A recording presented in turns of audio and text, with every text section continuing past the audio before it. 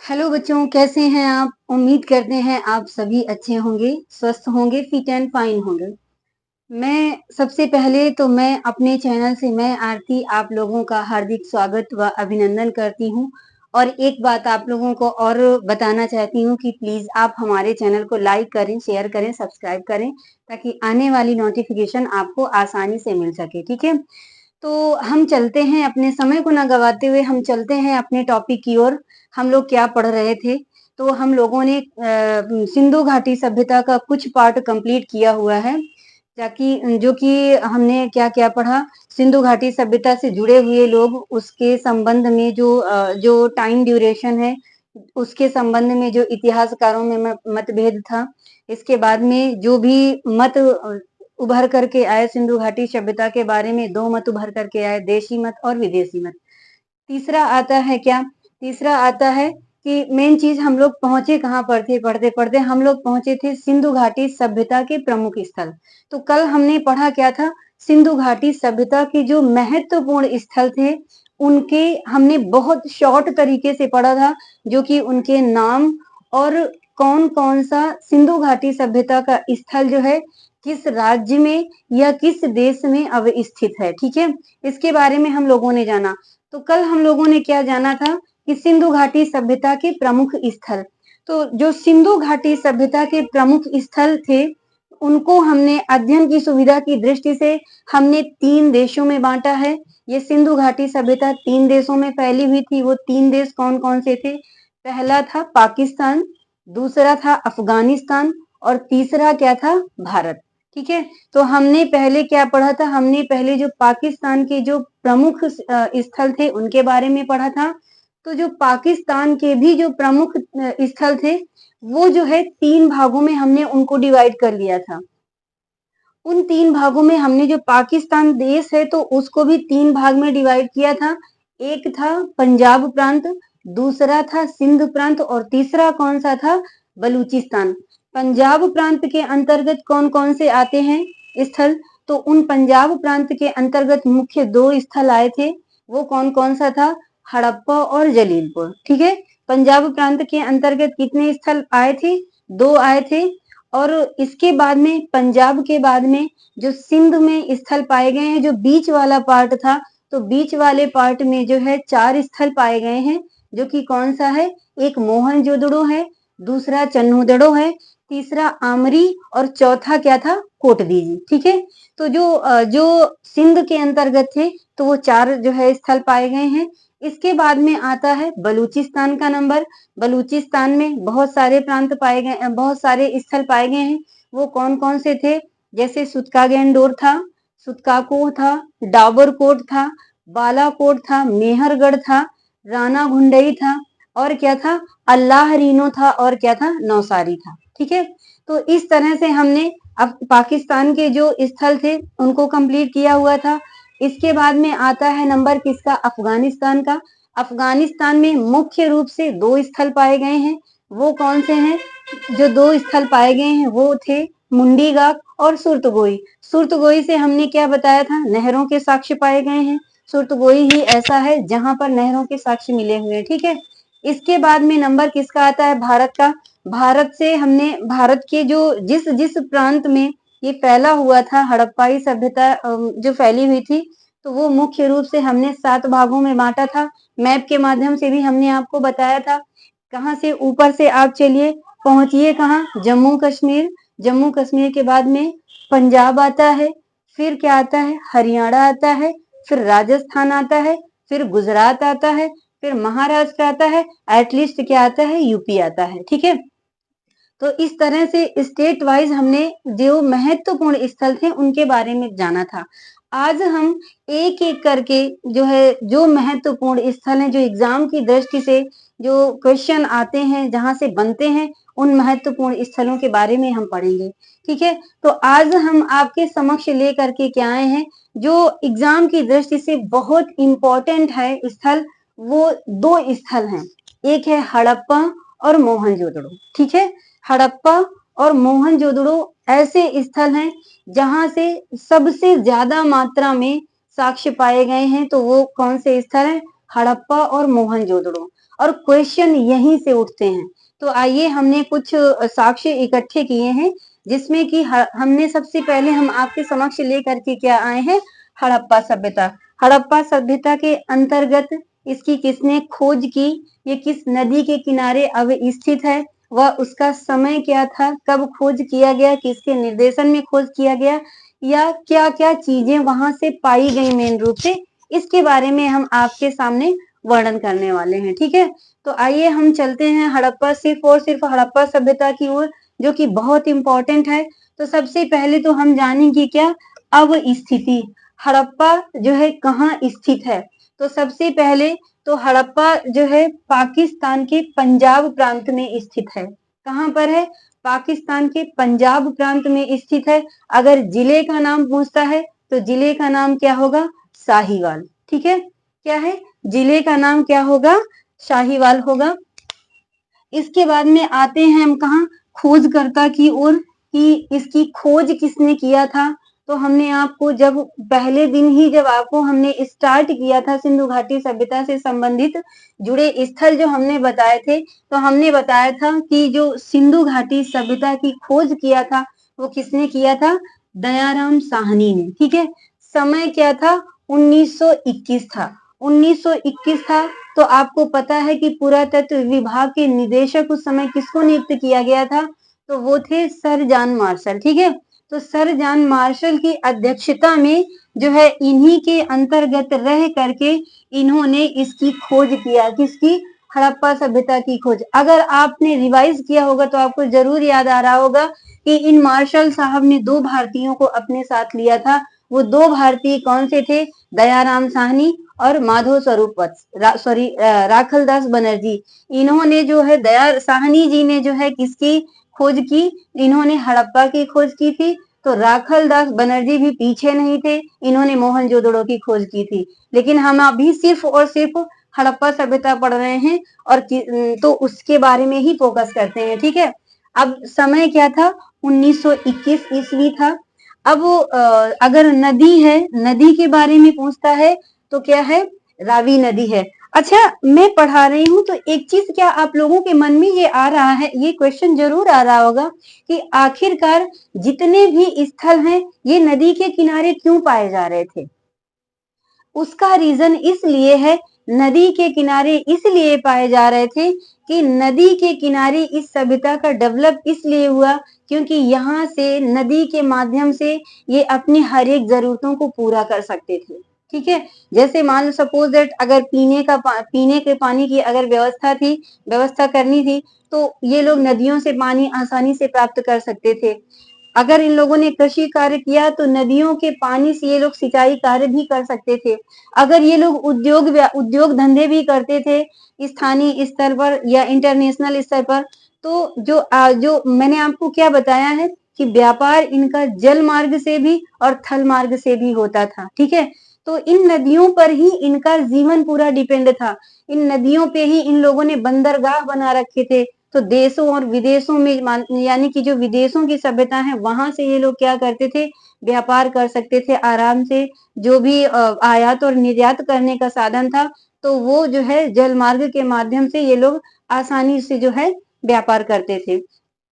तो ये चीजें सोचा करिए, आपके मन में ये क्वेश्चन आना चाहिए कि आखिरकार ये सभ्यताएं इसी के नदियों के किनारे ही क्यों पनपी, उसके बारे में हमने आपको बता दिया। ठीक है, अब हम चलते हैं कहाँ, कि सबसे पहली चीज आपको कमांड किसने करनी है कि जितने भी स्थल हैं उन स्थलों के खोजकर्ता और मुख्य जो है नदी किस नदी के किनारे स्थित है, इसमें आपको कमांड करना बहुत आवश्यक है। ठीक है, तो इसमें जो है अगर सिंधु नदी की बात, हड़प्पा सभ्यता की बात करते हैं तो ये किस नदी के किनारे स्थित है, ये रावी नदी के किनारे स्थित है।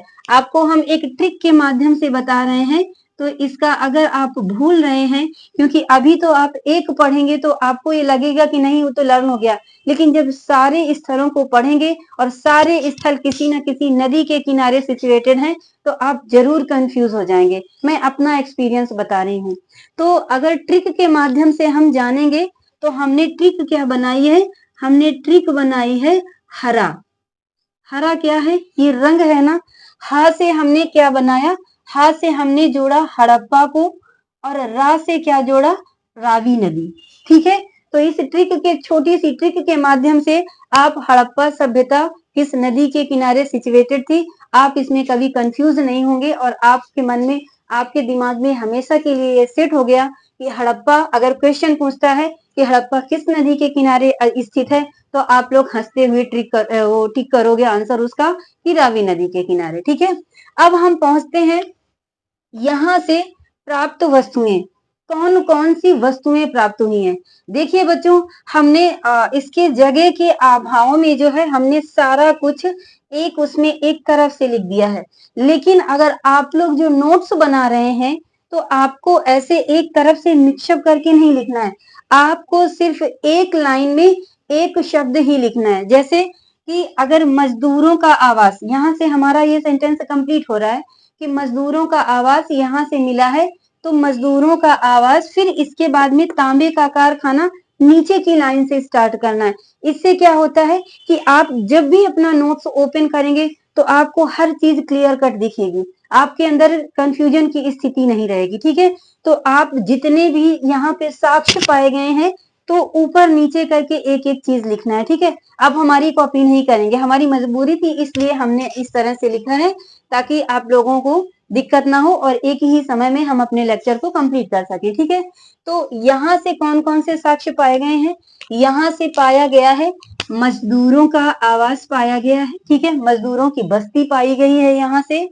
और क्या पाया गया है, दूसरा क्या पाया गया है कि यहाँ से तांबे के कारखाने भी पाए गए हैं। ठीक है, तांबे के कारखाने के बाद में क्या पाया गया है, किसका साक्ष्य पाया गया है, तो यहाँ पर पाया गया है तराजू और छड़ भी पाया गया है, और जो मानव है, मानव की आकृति भी पाई गई है जो कि प्रस्तर निर्मित थी। और क्या पाया गया है, और इक्का गाड़ी भी पाई गई है। इसके बाद में क्या है, गधे की हड्डी का साक्ष्य भी यहाँ से मिला है। कहाँ से, हड़प्पा से। ठीक है, ये सारी चीजें आपको ध्यान रखनी है। इसके बाद में क्या है, श्रृंगार दान से 6 लड़ी वाला सोने का हार पाया गया है। श्रृंगार दान यानी श्रृंगार दान तो आप समझते हैं ना, वेनिटी बॉक्स, जो महिलाओं का जो मेकअप बॉक्स होता है वो पाया गया है। तो इसके अंतर्गत, इसके अंदर जो है 6 लड़ियों वाला सोने का हार भी मिला है। ठीक है, अब इसके बाद में क्या है, गेहूं और जौ के जले दाने का साक्ष्य भी मिला हुआ है। जले हुए गेहूं के दाने का साक्ष्य अगर पूछता है तो वो आपका आंसर क्या होगा, हड़प्पा सभ्यता से। इसके बाद में क्या पाया गया है, नृत्य रित पुरुष की मूर्ति भी पाई गई है। ठीक है, अब क्या आता है, यहाँ से जो है आपको नजर आ रहा होगा कि ये R37 क्या है, HR क्या है, और ये कलश शवाधान क्या है, ताबूत क्या है। इसमें से कुछ लोग तो समझ रहे होंगे लेकिन कुछ लोग नहीं समझ रहे होंगे कि ये R7 क्या है। R7 बच्चों ये क्या है, ये है एक कब्रिस्तान पाया गया है, जो कि हमने आपको क्या बताया था कि सिंधु घाटी के लोग जो है अपने जो बस्ती को यानी नगर को 2 भागों में बांट रखा था, एक पूर्वी टीला और दूसरा क्या था, पश्चिमी टीला।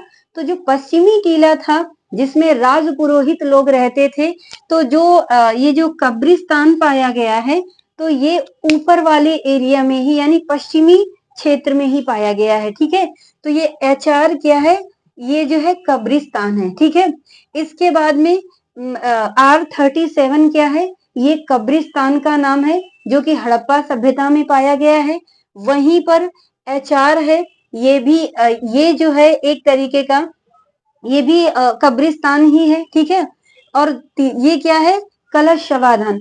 कलश शवाधान, इसके अंतर्गत कलश शवाधान से मतलब है कि ये लोग क्या करते थे, डेड बॉडी को जला करके उसकी बची हुई हड्डियों को कलश के अंदर जो है उसको क्या करते थे, दफना देते थे। तो उसको इतिहासकारों ने नाम क्या दिया है, कलश शवाधान। ठीक है, यहीं से जो है एक ताबूत भी मिला है। ठीक है, तो यहाँ पर क्या क्या पाया गया है, समझ में आया कि यहाँ पर पाया गया है मजदूरों के आवास, तांबे का कारखाना भी पाया गया है, तराजू भी पाया गया है। तराजू पाने का मतलब ये लोग जो मापन प्रक्रिया थी इससे ये लोग अच्छे तरह से परिचित थे। इसके बाद में छड़ पाया गया है, मानव की आकृति भी पाई गई है, ठीक है। इसके बाद में क्या है, इक्का गाड़ी भी पाई गई है और गधे की हड्डी का साक्ष्य भी मिला है यहाँ से। फिर क्या है, श्रृंगार दान भी पाया गया है जिसमें कि 6 लड़ियों वाला हार इसके अंदर, इस श्रृंगार दान के अंदर पाया गया है, ठीक है। फिर क्या आता है, जले हुए गेहूं के साक्ष्य भी मिले हैं। जले हुए गेहूं और जौ दोनों के साक्ष्य यहाँ पर पाए गए हैं। इसके बाद में क्या है, नृत्यरत पुरुष की मूर्ति भी पाई गई है। और क्या मिला है, R37 जो कि कब्रिस्तान था, ठीक है। अब इसके बाद में क्या मिला है, HR कब्रिस्तान भी था। इस तरह से जो है तो यहाँ पर R37 HR क्या है, ये कब्रिस्तान है। कलश समाधान भी आई होप आप लोग समझ गए होंगे। फिर यहाँ से क्या मिला है, एक ताबूत मिला है, ठीक है। अब इसके बाद में जो यहाँ पे लास्ट में क्या पाया गया है, एक बहुत बड़ा अन्नागार भी पाया गया है। अन्नागार मतलब ग्रेनरी यहाँ पे पाई गई है। हमने आपको लास्ट उसमें बताया है कि ग्रेनरी क्या है। यहाँ पर सिंधु घाटी सभ्यता के लोग जो थे यहाँ पर अपने अनाजों को प्रिजर्व करके रखते थे, ठीक है। तो क्या क्या पाया गया है, हमने आपसे इसके बारे में डिस्कस किया। अब आता है क्या, यहाँ पर इसका जो पूछता है क्वेश्चन आता है कि हड़प्पा सभ्यता का जो है उपनाम क्या था। तो आपका आंसर होगा क्या, कि अर्ध औद्योगिक नगर। हड़प्पा सभ्यता का अगर उपनाम पूछता है तो आंसर क्या होगा, अर्ध औद्योगिक नगर, ठीक है। सेमी इंडस्ट्रियल, ठीक है, ये बोलेंगे। अब इसके बाद में क्या आता है, दूसरा आता है क्या, कि यहाँ पर जो प्रजातियां रहती थी सिंधु घाटी सभ्यता के अंतर्गत, तो वो प्रजातियां कौन सी थी, कि भूमध्य सागरीय प्रजातियां थी, ठीक है। अब आता है क्या, मोहनजोदड़ो। मोहनजोदड़ो के अंतर्गत क्या पढ़ रहे हैं हम, कि मोहनजोदड़ो की खोज किसने की, इसका उपनाम क्या था, या फिर इसकी अवस्थिति क्या थी, और नदी कौन सी थी, और इसका अर्थ क्या है। तो सबसे पहले तो हम जानेंगे कि मोहनजोदड़ो की खोज किसने किया था। पहले ही हम आपको बता चुके हैं कि मोहनजोदड़ो की खोज राखलदास बनर्जी ने किया था, ठीक है। किसने किया था, राखलदास बनर्जी। मोहनजोदड़ो से 3 सदस्य अगर उत्खनन से संबंधित अगर देखें, शोध जिसने शोध किया, तो उससे 3 लोग जुड़े हैं। कौन है, राखलदास बनर्जी से आप लोग परिचित हैं। अभी आप किससे नहीं परिचित हैं, अर्नेस्ट मैके और डेल साहब से नहीं परिचित हैं। तो इसमें जो है 3 लोगों ने शोध कार्य किया अलग अलग समय में। तो वो समय क्या था, तो राखलदास बनर्जी ने जो है शोध कब से कब तक किया, तो राखलदास बनर्जी ने अगर शोध किया है तो 1922 से लेकर 1927 तक शोध कार्य किया। कहाँ पर, मोहनजोदड़ो में, ठीक है। अब दूसरा नाम आता है अर्नेस्ट मैके साहब का। इन्होंने कब से कब तक शोध किया, तो उन्होंने किया जो है 1927 से लेकर के 1931 के अंतर्गत इन्होंने रह करके यहाँ पर शोध किया। तीसरे आते हैं डेल्स साहब। तो डेल्स साहब ने कब तक इसमें शोध किया है, तो वो कौन सा टाइम है, 1963, ठीक है। आई होप आप लोग समझ गए होंगे कितने लोग जुड़े हुए हैं सिंधु घाटी। क्वेश्चन अगर आता है कि हड़प्पा मोहनजोदड़ो से कौन कौन से सदस्य जुड़े हैं, तो इन तीनों का नाम दे देगा, किसी दूसरे का नाम दे देगा और बोल देगा कि जो इससे संबंधित नहीं है मोहनजोदड़ो से उसको छांटिए। अगर आपने पढ़ा हुआ है अच्छे से तो आप उसका तुरंत आंसर कर देंगे। तो 3 लोग जुड़े हुए थे, राखलदास बनर्जी, दूसरे कौन से थे, मैके साहब थे, तीसरे कौन थे, डेल साहब थे। अलग अलग हमने आपको टाइम भी बता दिया। अब आता है क्या, बात आती है कि अगर हमने हड़प्पा सभ्यता का उपनाम पढ़ा, तो हड़प्पा सभ्यता का उपनाम हमने क्या बताया, औद्योगिक नगर, अर्ध औद्योगिक नगर। वहीं पर अगर मोहनजोदड़ो की बात आती है, तो मोहनजोदड़ो का जो है जो उपनाम है, तो मोहनजोदड़ो के 3 उपनाम हैं। वो कौन कौन से हैं, पहला तो है क्या, पहला है मृतकों का टीला, ठीक है। पहला क्या है, मृतकों का टीला। दूसरा क्या है, सिंध का बाग। और तीसरा क्या है, स्तूपों का शहर। पहला क्या है, मृतकों के टीले के नाम से भी जानते हैं, उपनाम से। और दूसरा क्या है, सिंध का बाग। और तीसरा क्या है, स्तूपों का शहर। ठीक है, अब आता है क्या, ये कहाँ पर स्थित है। अगर पूछता है मोहनजोदड़ो कहाँ पर स्थित है, तो ये पाकिस्तान के सिंध प्रांत के लरकाना जिले में स्थित है। कहाँ पर, पाकिस्तान के सिंध प्रांत के लरकाना जिले में स्थित है।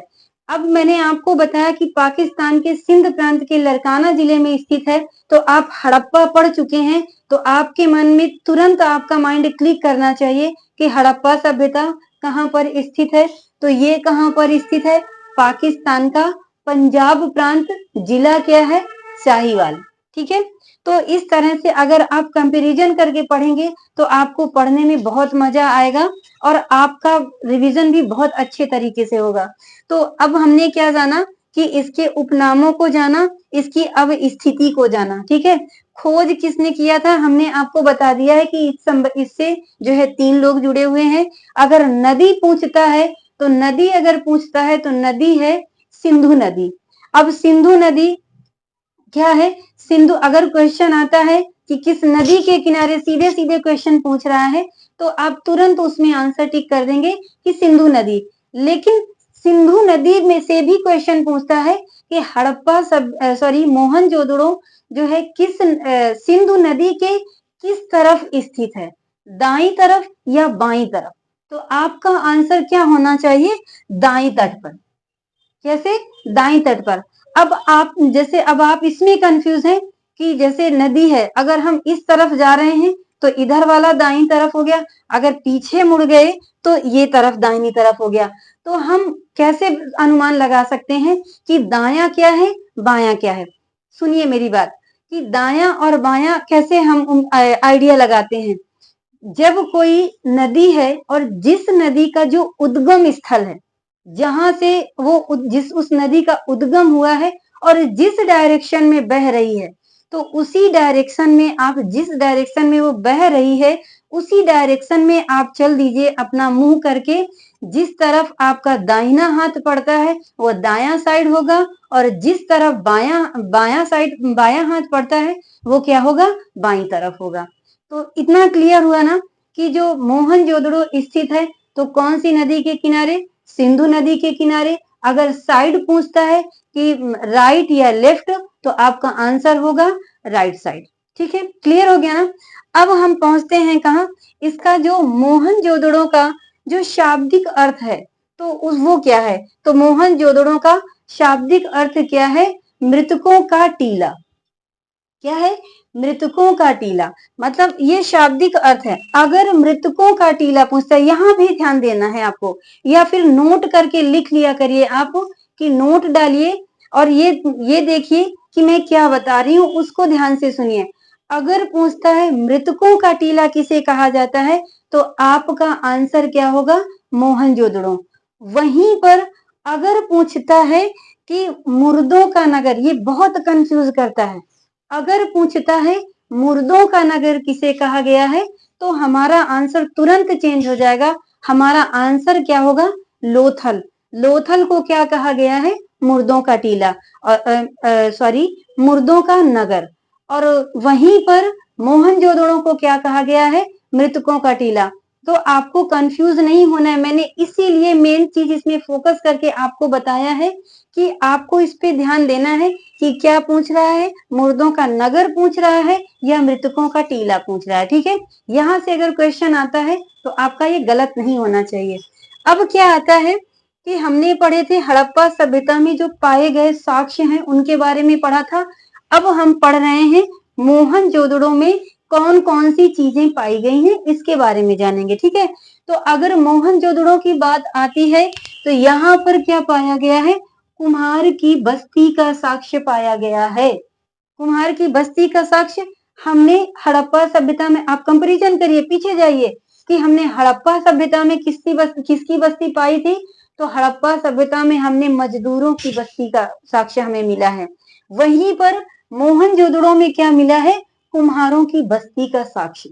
ठीक है, दूसरा क्या है, कुएं का साक्ष्य। मोहनजोदड़ो से कुएं का साक्ष्य भी पाया गया है। सबसे ज्यादा कुएं पाए गए हैं, तो वो कौन सा होगा? वो जो है होगा मोहनजोदड़ो। कुएं तो पाए गए हैं, अदर स्थलों से भी पाए गए हैं, लेकिन अगर क्वेश्चन पूछता है कि अधिकतम कुओं का साक्ष्य कहाँ से पाया गया है, तो आपका आंसर क्या होगा? मोहनजोदड़ो होगा। ठीक है, इसके बाद में क्या है? तीसरा साक्ष्य क्या है? बुने हुए सूती कपड़े का साक्ष्य। एक कपड़ा छोटा सा मिला है जिसमें कढ़ाई किया गया है, तो ये क्या है? बुने हुए कपड़े का साक्ष्य भी कहाँ से मिला है? मोहनजोदड़ो से मिला है। फिर क्या है? तिपतिया ओढ़े पुरुष का धड़। एक व्यक्ति का जो है यहाँ से ऊपरी भाग जो है प्राप्त हुआ है, जो कि तिपतिया आप समझ रहे होंगे, जो गांव में लोग शॉल डालते हैं ना ऐसे साइड में, तो वो तिपतिया ओढ़े पुरुष का जो है ऊपरी भाग का धड़ भी यहाँ से प्राप्त हुआ है। फिर क्या है?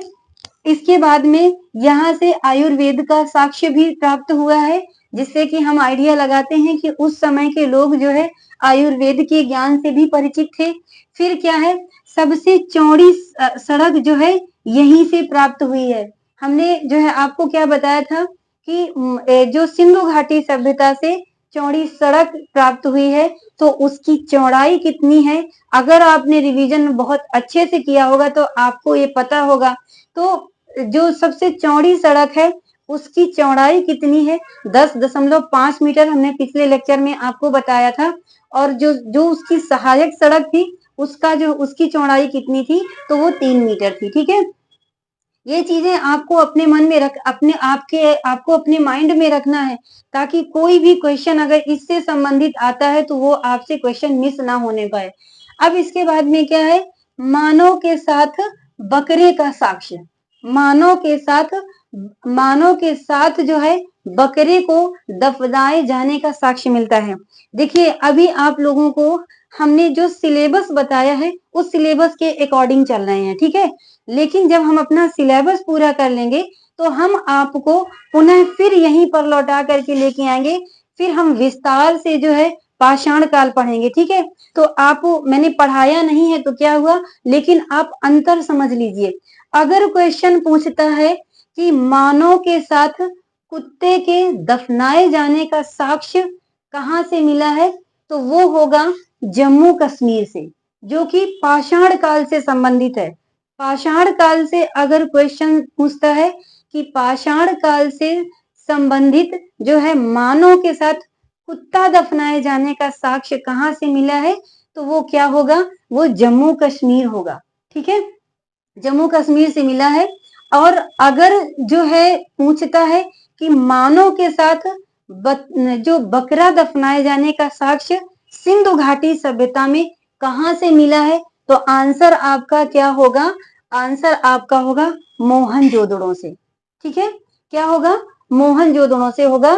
और अगर मानव के साथ कुत्ता दफनाए जाने का साक्ष्य पूछता है तो वो कहाँ से होगा? वो होगा उच्च पुरा पाषाण से क्वेश्चन पूछा जा रहा है। ठीक है, तो जब समय के रहते जब हम आपसे जो है डिटेल में जब बताएंगे तब आपको पता चलेगा इन दोनों में अंतर क्या है। लेकिन मैंने क्वेश्चन इसलिए बताया है ताकि अगर बाय द वे क्वेश्चन टपकता भी है यहाँ से तो आपको कंफ्यूजन ना क्रिएट हो आपके अंदर। ठीक है, अब हम कहाँ पहुंचते हैं? मानव के साथ बकरे दफनाए जाने का साक्ष्य हमने जाना। फिर क्या जाना हमने? पुरोहित आवास। और उस इन्हीं पुरोहितों का विद्यालय भी कहाँ से मिला है? तो वो मिला है मोहनजोदड़ो से। ठीक है, फिर मलेरिया रोग का भी साक्ष्य मिला है। ठीक है, मलेरिया रोग का साक्ष्य यहाँ कहाँ से मिला है अगर पूछता है तो वो कहाँ से मिला है? मोहनजोदड़ो से मिला है। सील भी यहाँ से यहीं से हमें प्राप्त हुई है।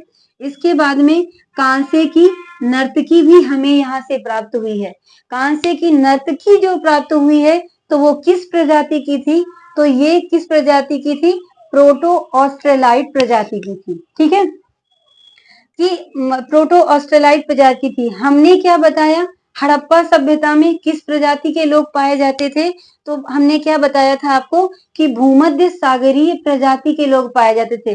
प्रजाति मतलब एक तरीके की जनजाति थी। ये जनजातियां थी जो हड़प्पा सभ्यता में अगर पूछता है कि हड़प्पा सभ्यता में किस प्रजाति के लोग रहते थे, तो भूमध्य सागरीय प्रजाति के लोग रहते थे।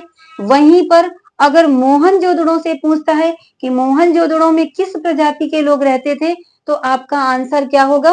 प्रोटो ऑस्ट्रेलाइट प्रजाति के लोग रहते थे। ठीक है, अब क्या आता है यहाँ पर, और क्या मिला है?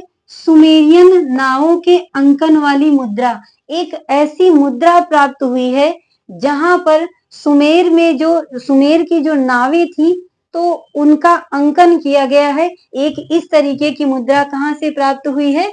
मोहनजोदड़ो से मिली हुई है। ठीक है, इसके बाद में आयुर्वेद का साक्ष्य, तो हमने आपको पहले ही बता दिया कि आयुर्वेद का साक्ष्य भी मोहनजोदड़ो से मिला है। ठीक है, अब भवन के अंतर्गत अगर यहाँ पर पूछता है कि प्रमुख इमारतें कौन कौन सी मिली हैं, तो प्रमुख इमारतों में क्या आता है कि प्रमुख इमारतों में एक सभा भवन पाया गया है।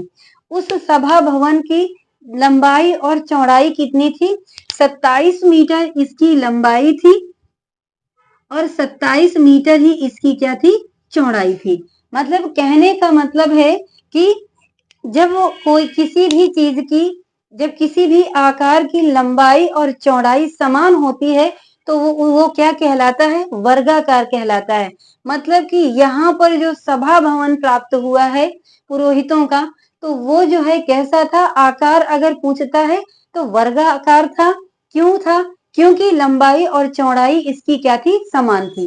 ठीक है, इसके बाद में क्या पाया गया है? यहाँ पर अन्नागार पाया गया है।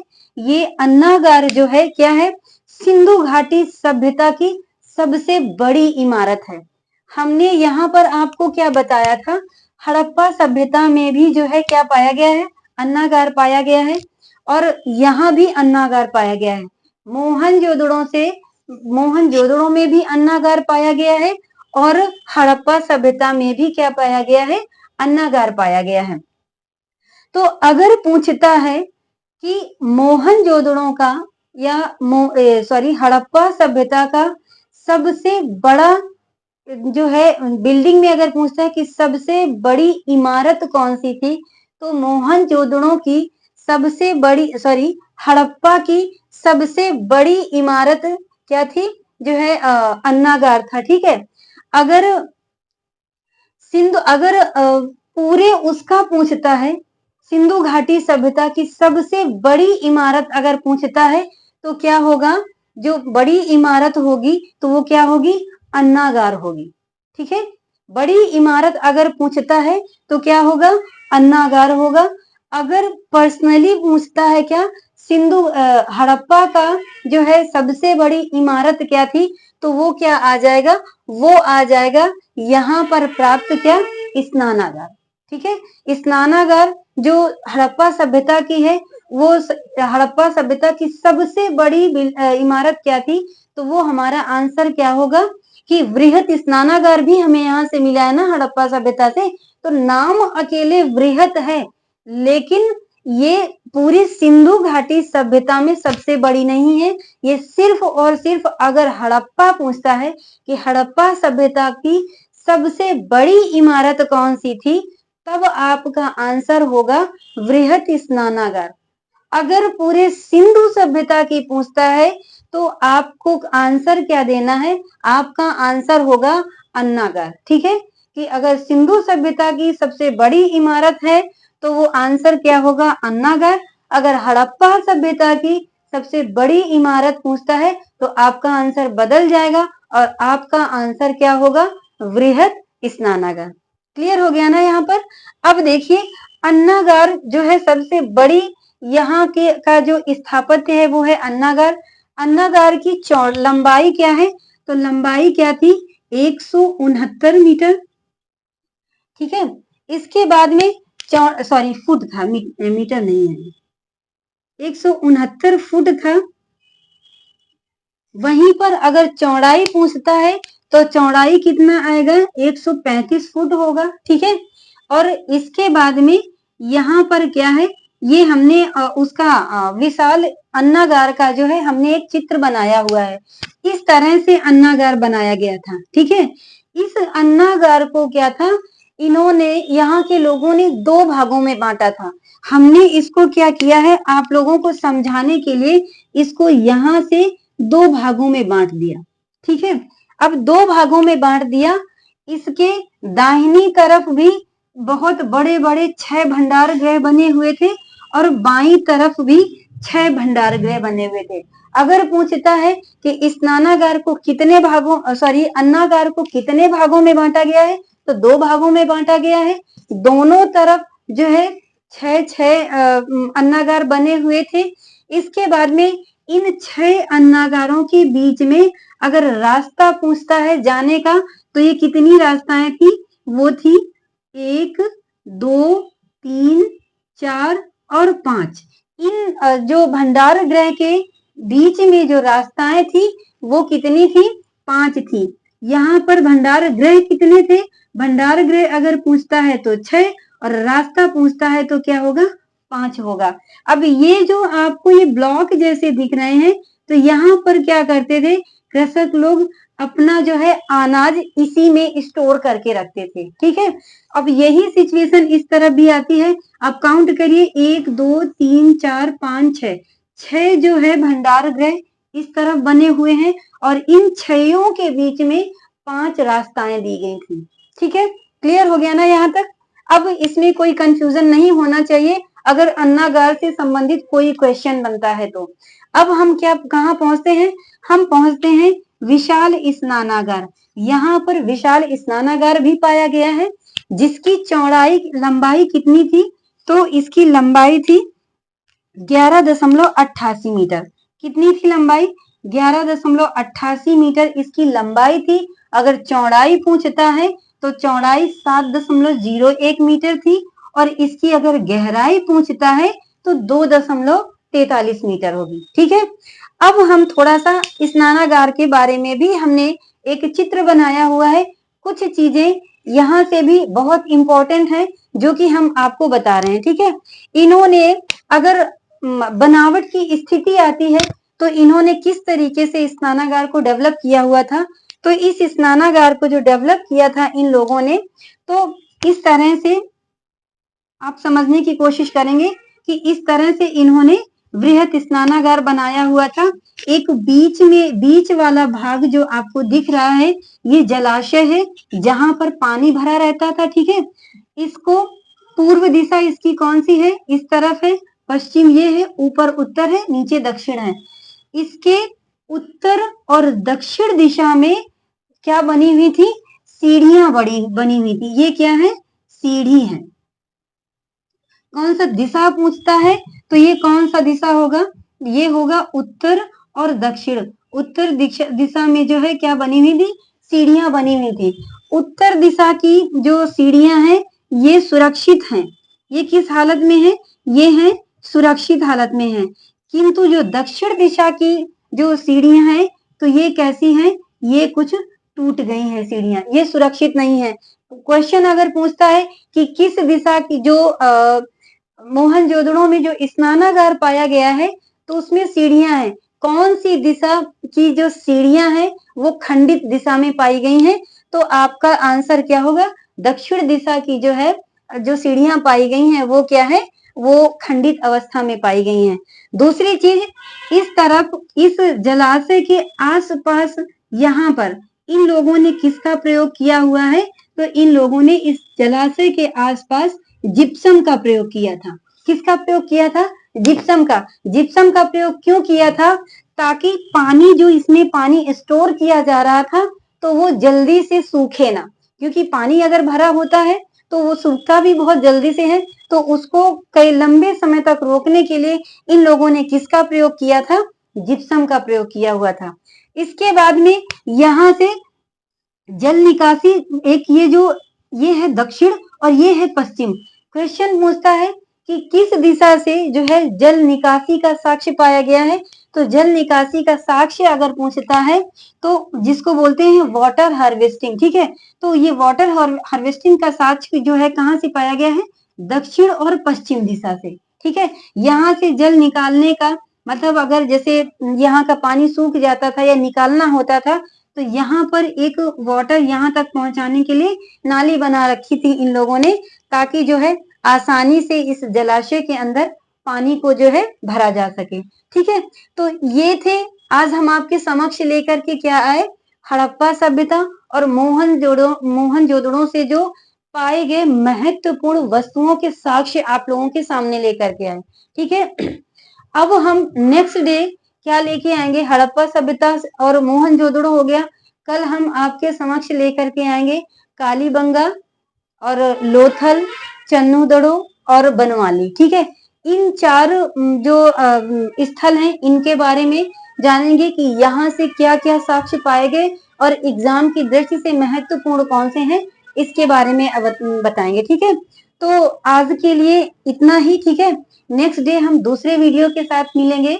और जाने के पहले एक बार फिर से हम ये कहना चाहते हैं कि हमारे चैनल को लाइक करो, ज्यादा से ज्यादा शेयर करो, सब्सक्राइब करो, ताकि जो मैं वीडियो बना रही हूँ वो दूसरे को हेल्पफुल साबित हो सके और आपकी भी तैयारी के लिए हेल्पफुल साबित हो सके और आपको आसानी से नोटिफिकेशन भी मिल जाए। तो आज के लिए इतना ही, मिलते हैं कल हम दूसरे वीडियो के साथ। तब तक के लिए नमस्कार।